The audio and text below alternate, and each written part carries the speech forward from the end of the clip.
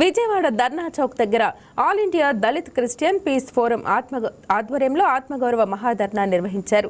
1950లో వెలువడిన president order దళిత క్రైస్తవులకు తీవ్ర అన్యాయం చేస్తోందని, దానిని తక్షణమే రద్దు చేయాలని, లేదంటే దళిత క్రైస్తవులకు ఎస్సీ హోదా కల్పించేలా సవరణలు చేయాలని ఫోరం అధ్యక్షుడు డాక్టర్ లంకా కరుణాకర్ దాస్ డిమాండ్ చేశారు.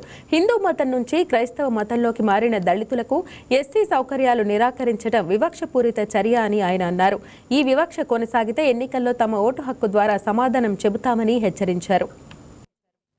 ఈ రోజున మేము ఈ యొక్క ధర్నా పెట్టడానికి గల మొదటి కారణం ఏంటంటే 1950 సంవత్సరంలో ప్రెసిడెంట్ ఆర్డర్ ద్వారా క్రైస్తవులుగా మారినటువంటి ఎస్సీ కుటుంబాలన్నిటికీ కూడా అన్యాయం జరగటం అనేది చాలా ప్రాముఖ్యంగా మేము భావిస్తూ ఉన్నాం.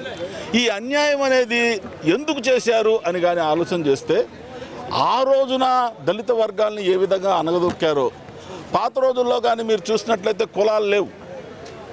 4 కులాలు ఉన్నాయి: బ్రాహ్మణ, క్షత్రియ, వైశ్య, తర్వాత ఏంటండి శూద్రులు. మీ అందరికీ తెలిసింది. అందుట్లో వచ్చిన వాళ్ళే ఇప్పుడు ఏళ్తుంది ఎవరండి? వాళ్ళే. మిగతా వాళ్ళందరూ మనమే. ఇప్పుడు ఇక్కడ ఉన్న వాళ్ళందరం మనమే. కానీ మనల్ని విడదీసి విభాగించి పాలిస్తూ ఇక్కడ మనల్ని ఎక్కడికక్కడ తొక్కుతూ కూడా పరిపాలిస్తున్నారు. ఇందులో ప్రత్యేకంగా మనల్ని విభాగించి పాలించేది, తొక్కేది ఎవరినంటే ఎస్సీలను చేస్తూ ఉన్నారు. ఎస్సీలు ఈ రోజున సుమారు 33% ఈ యొక్క దేశంలో ఉన్నారు. అదేవిధంగా క్రైస్తవులుగా మారినటువంటి వాళ్ళు ఎస్సీలలో చూస్తే వాళ్ళు 28%. అదేవిధంగా బీసీలలో కానీ, లేకపోతే ఓసీలలో కానీ, ఓబీసీలలో కానీ వీళ్ళందరిలో కూడా చూసినట్లయితే అదొక 11 నుంచి 12% ఉన్నారు. అంటే సుమారు 40% మేము ఉండగా ఈ 40%ని మీరు ఏం చేస్తున్నారు అంటే అనగదొక్కటానికి ప్రయత్నం చేస్తూ ఉన్నారు.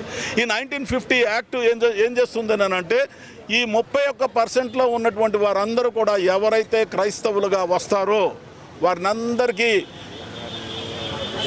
లోకల్గా ఉన్నటువంటి రాయితీలు మేము ఇవ్వమోనని చెప్పి ఖచ్చితంగా తెలియజేశారు.